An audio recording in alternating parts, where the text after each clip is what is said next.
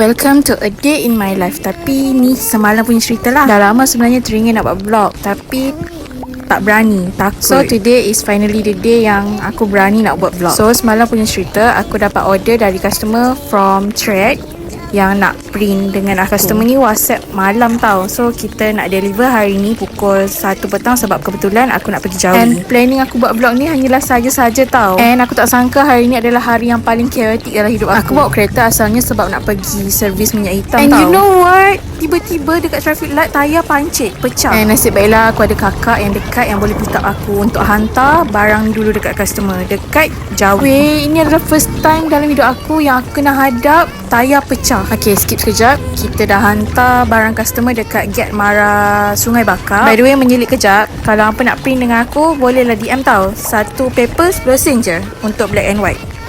And kenapa aku cakap hari ni sangat chaotic? Sebab masa aku on the way nak pergi sembahyang dekat masjid, aku terjumpa seekor anak kucing dekat tengah-tengah jalan tau. Dia tak tahu nak ke kiri ke kanan. So aku kesian, takut dia kena langgar. So aku pick up lah dia, belikan dia sikit makanan ni. Masa aku angkat dia dalam beg plastik ni, tengok dia macam tak bergerak tau. Takut ingatkan dia dah tak ada, tapi sebenarnya hidup je lagi. Tapi alih-alih dia tak makan pun makanan yang aku bagi ni.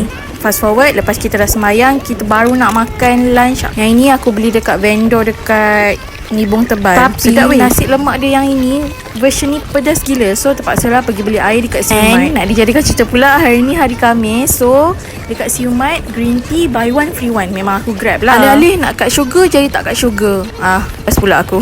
And finally dalam pukul 5 ke 4.30 macam tu, kereta dah siap, dah boleh pick up. Nasib baik aku ada kad Atome tau. So kecemasan ni bolehlah kita bayar. Total 353. Oh, that's all from me for today vlog.